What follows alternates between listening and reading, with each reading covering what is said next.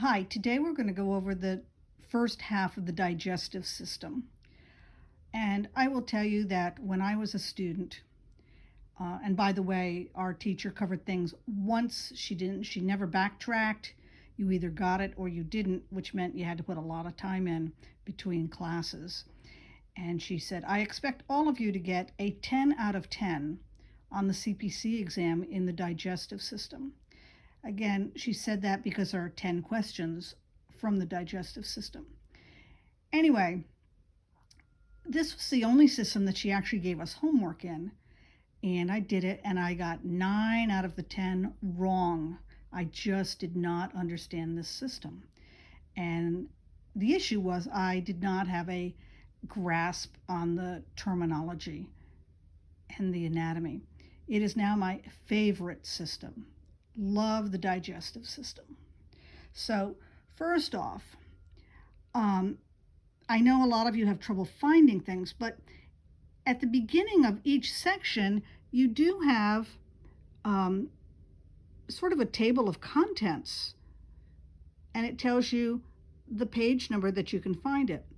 And as always with all systems, the digestive system starts, the top of the digestive system is the lips, and it goes all the way to the anus. So we have lots of, all of our digestive system, our small intestines, our esophagus, our large intestines, our colon, our adenoids, are all in here. So if I give you a question, say about the tongue, you can go to this page at the very front and you go tongue. Oh, is this an incision, an excision, a repair, or other? Now, the other tricky part about the digestive system is that some of these sections have not one, not two, but 3 methods of repair. So the code description, in other words, the wording will be identical, but you have to make sure you're in the right heading. Some of these can be excisional repairs. Some of these can be endoscopic repairs, and some of these can be laparoscopic repairs. And you can have all 3 headings in the same section. So you have to be very, very careful about that. So let's look at esophagus. There's excision, which means those are open repairs on the esophagus. Then we have endoscopy, which are scopes going down the throat. And then we have laparoscopy,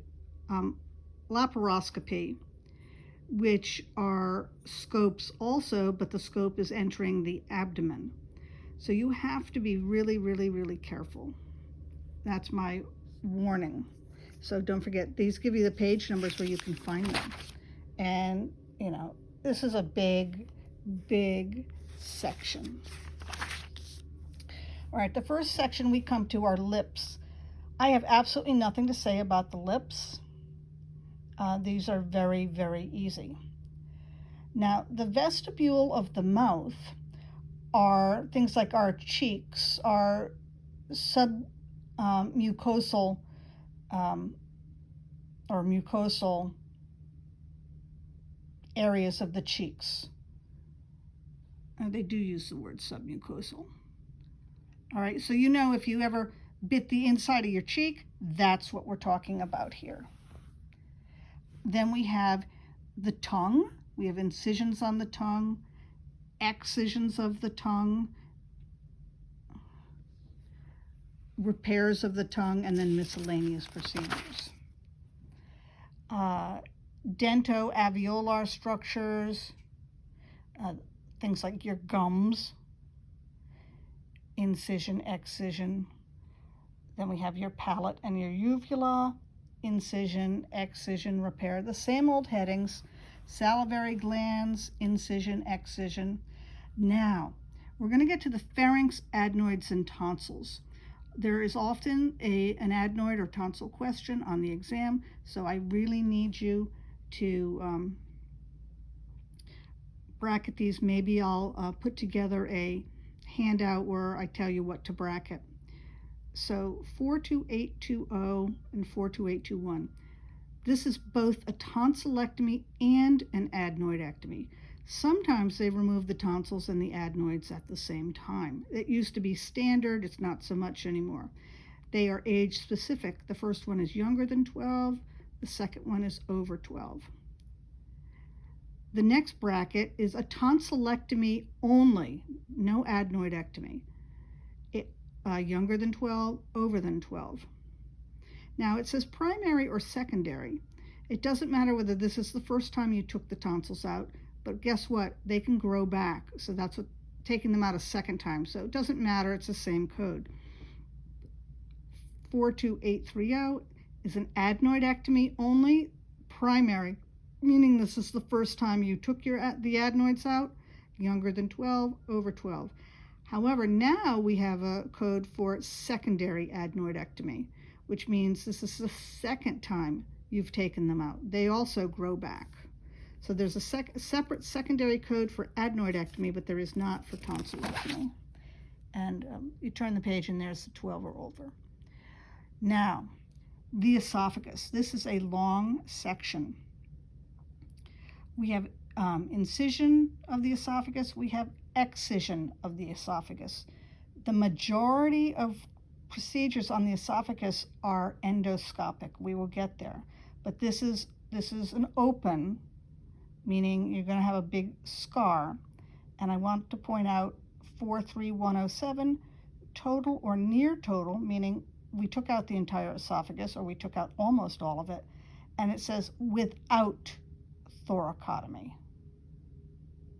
That word without is important because we come to the next page and we have the exact same description, except it is with a thoracotomy, 43112. Then we have partials, partials, partials, partials, total or partial. All right, but the majority of codes are endoscopic. This is very important that you bracket these. Now you can see what I've done. This is an endoscopy, rigid transoral. So I wrote on the side here, rigid transoral. So that's very easy for me to see that all those codes are rigid transoral. They go to the next page. They're still, and they end, all right, so I wrote rigid transoral. Then they go flexible transnasal. And they go from 43197, and you can see that says flexible transnasal. These are all flexible, oops, I'm sorry, back up, beep, beep, beep, beep. Flexible transnasal is just those two codes, 43197 and 43198. All right. Now we go to the next column, starting at the top. These are flexible transoral. Those words look alike. And that's 1, 2, 3, 4 columns of flexible transoral.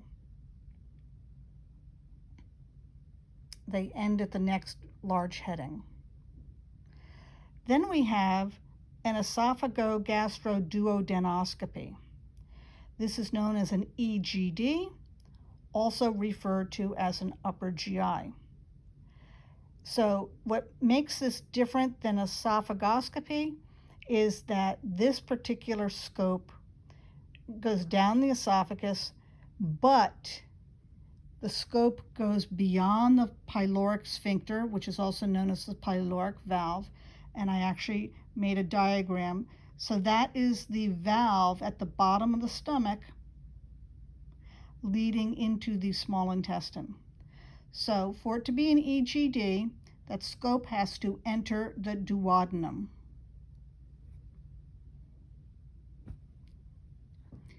There's a note up here. I have highlighted the whole thing. I have starred it. To report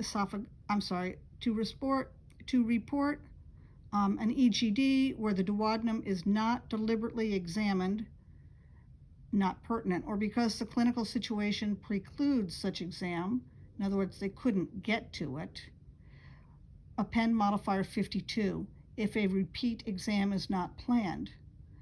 If the doctor is going to repeat it, you're going to put a modifier 53 on it.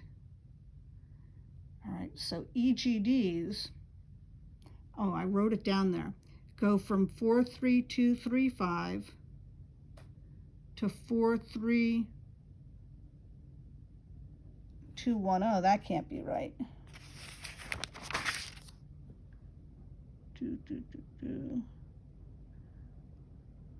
Oh, it is right. There it is, 43210. That number is out of place. Now, let's see. I'm going to point out some things. See if I can find something very quickly.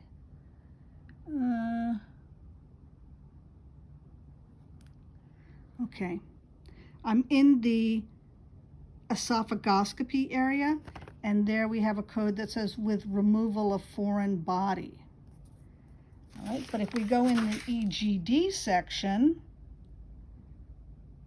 I can probably find a code that says removal of foreign body.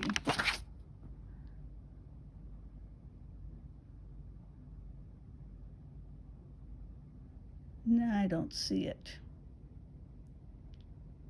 Okay. Well, we'll point out removal of tumor, polyp, or lesions by hot biopsy forceps. This is an EGD. And then we have removal of polyps by snare. And then we have ablation of tumors or polyps that cannot be done by hot biopsy or snare. If I go back into esophagoscopy, I know I don't have it. I don't have it marked. Oh, by the way, what were we looking for? Removal of foreign body before? There it is under esophagus. Oh, and there's under esophagoscopy, removal of tumors by hot biopsy forceps, removal of tumors by snare. So notice that the code description is identical, but this one is in esophagus, and this one is an EGD. So you have to be really, really, really careful. Make sure you're in the right heading.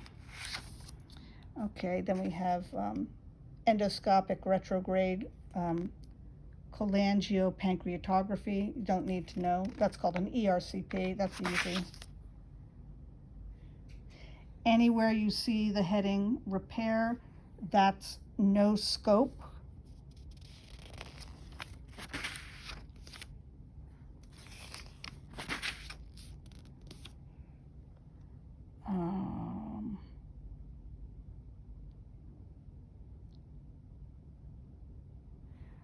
Here's a code here. You may as well mark it now.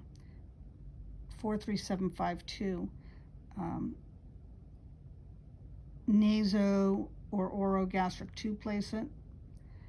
Do not report this code with critical care. When we do E&M, I'm going to drill that one into you.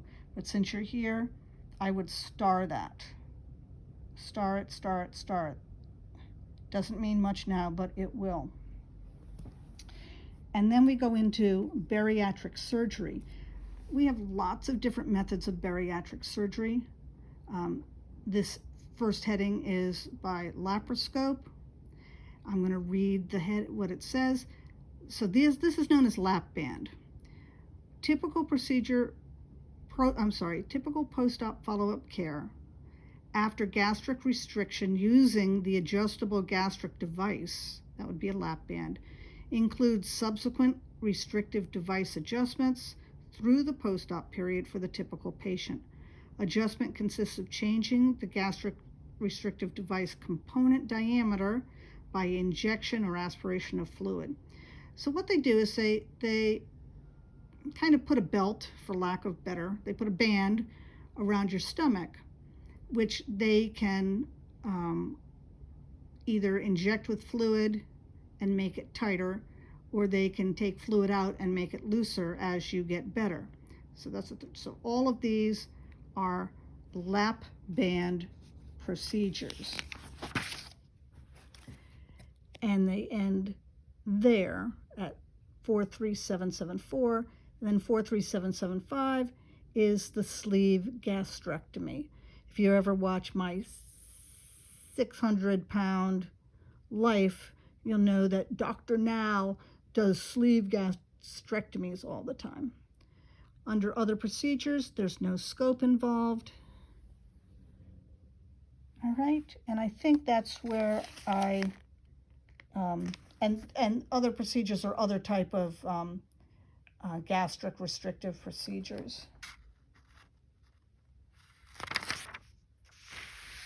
All right, on page 326, we're working on colectomy, which is removal of the colon. These are open codes, guys, no scope involved.